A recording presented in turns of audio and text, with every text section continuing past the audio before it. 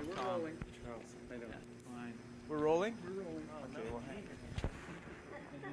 Black Francis or Oh, it says we're in front of the camera. It's not on. Black, please. Black. Yeah, okay, well, we were not, so I just wanted to clear up.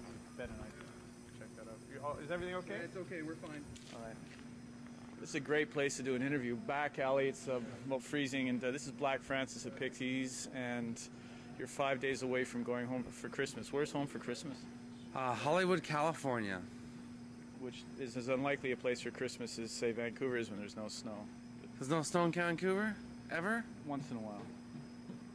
Once in a Oh. while.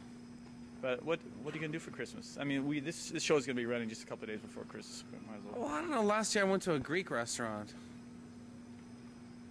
So this year, I don't know. Could be Greek. Maybe some sushi. I don't know. Yeah. Well. There's a car coming. Okay. Mr. Cameraman. Back this way. How's it going, Billy Bob? Hey.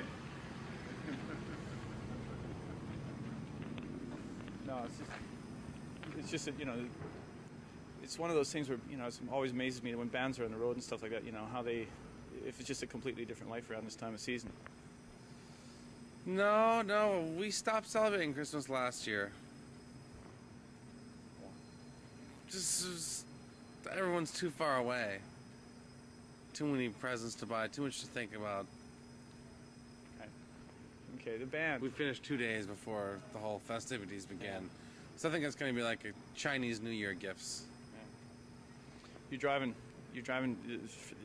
this whole tour, right, on your own? That's the rumor. That's the rumor on the streets, evidently. Now, what's the attraction? I mean, do you soak up a lot of ideas for songs and stuff like that while you're on the road? No. Not real. Maybe, actually, you do listen to a lot of music when you're in a car. More than any other type of vehicle, probably. It's pretty much the same all over in the States, so when you're punching buttons and such like that. When you're punching buttons. Radio. Tape. What do you listen? Okay, what do you listen to in the car? Truck stop tapes, you know. Like what? Johnny Horton. No Red Sylvan? Up in Alaska. No to last. Yeah, okay. Stuff like that. You ever heard, what's it? Like Yukon song. The Yukon. Yeah, he's got a Yukon song, too. I'm just trying to think. It's, I can't think of it. I don't know. I was just listening to it the other day. yeah. It's great. So it's so, sexist and racist and everything like that. Okay. I mean, So I generally like to listen to, you know, sexist, racist music. I think. redneck stuff. Yeah. Yeah. And, hold on a second.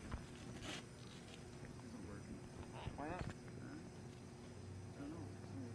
I was doing fine. Hold on. You want me to stop? Yeah. You want to go? Stop the camera! Stop the camera! Tom, Charles is coming this early to catch Peruba, so we haven't got much time. Yeah, okay. No, sorry. It's just, I was fiddling over there. I was just kidding. I wasn't. I know. It's just that I just discovered that I was pretty disorganized myself. Usually I have a few decent questions. I just realized, ugh. What do you think, Citizen Kane?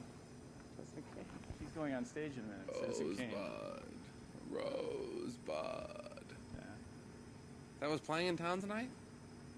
I was just thinking of David Thomas. He reminds me so much of Orson Welles. Oh, yeah. Were you a fan of Peruba? No. Were you that familiar with the music at all? Not at all.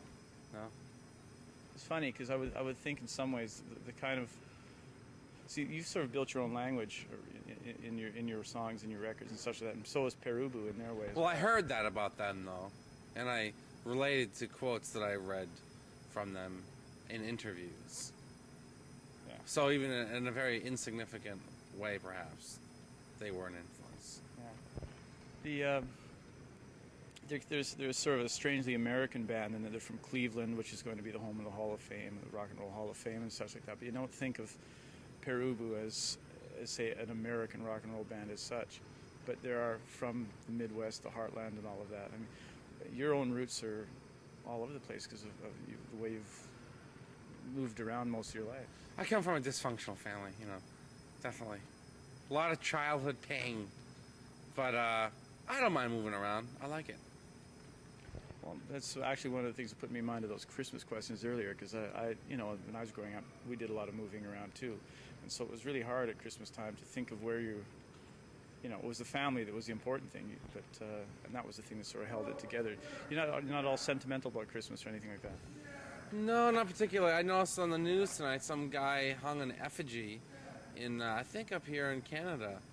I'm not sure where it was, somewhere here in the Pacific Northwest. He hung an effigy of a Santa with a noose and everything on the side of the road, you know, like a full Santa guy.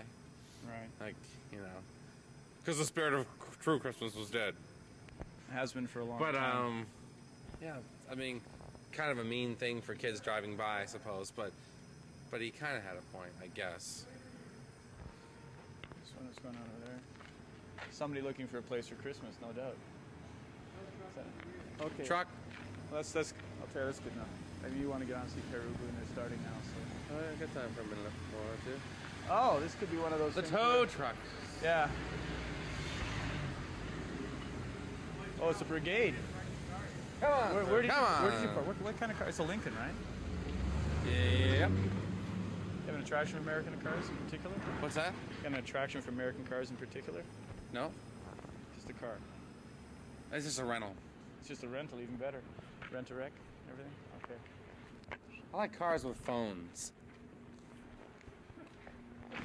There's cars now with microwaves. Thanks a lot, Tom. You're welcome.